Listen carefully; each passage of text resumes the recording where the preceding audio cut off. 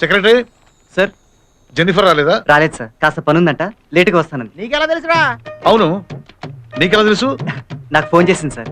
నీకు ఫోన్లు కూడా చేస్తుంటుందా? అప్పుడప్పుడు చేస్తుంటుంది సార్. రాగానే రమ్మని చెప్పు. అప్. ఏంటి అలాగున్నావు? ఈ వర్క్ చాలా బోరుగా ఉంది చాలు. అసలు చేస్తే కదా బోర్ ఫీల్ అవడానికి. వచ్చే చేస్తానని నొప్పేంటి మాకు?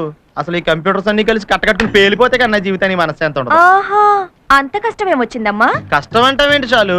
ఒకటి కాకపోతే ఒకటైనా అర్థం అవ్వాలి కదా. అసలు ఈ కంప్యూటర్ నాకు ఒక ముక్క కూడా అర్థం కావట్లేదు. నువ్వేంట్రా బాబు, సాఫ్ట్వేర్ ఇంజనీర్ అయి మమ్మల్ని తినేస్తున్నావు? మేమేం సరదా కావాలదమ్మా, మా నాన్న పోరు పడలేక అయ్యాం.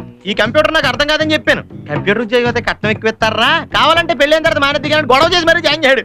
అయితే మీ నాన్న కోరిక తీరిందనమాట. ఏ బాగా తీరింది. నాకు ఈ ఉద్యోగమో రాదు, కొంతమందిని తోలుకోవడం వల్ల కట్నమో రాదు. వద్దు. అసలు ఉద్యోగం అంటే ఎలా ఉండాలి? హ్యాపీగా ఆడుతూ పడుతూ ఎంజాయ్ చేయాలరా, అంతేగాని మనకి కర్మ ఏంట్రా బాబు. నీ బాధ చూడలేకపోతున్నా మావా. ఆడుతూ పాడుతూ పని చేయాలి అంతే కదా. एक सेकंड కొత్త ఎంట్రీ అన్నమాట. నీ పేరేదో చెప్పాడు? సంధ్య. అంతేనా? అఖిలాండేశ్వరి సంధ్యా కుమారి. అంతా నీ పేరేనా?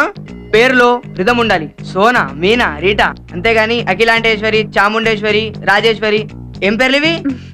Akhilandeshwari software engineer. ఎలా మ్యాచ్ అయిందా? ఎందుకమ్మా వచ్చేస్తారు పల్లెటూరు నుంచి ఎర్ర బస్ ఎక్కి?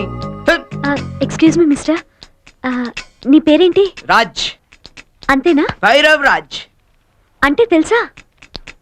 నీ పేరుకు అర్థం తెలుసా అని అడుగుతున్నాను.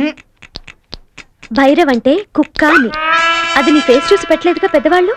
అది ఒక దేవుడి పేరని పెట్టారు. అంతలోనే కుక్క వైపోగా. అఖిలాటేశ్వరి అంటే అమ్మవారి పేరు. ఆ పేరుని ఎగతాళి చేయకూడదు. పల్లెటూరి వాళ్ళని తక్కువగా అంచనా వేయకు.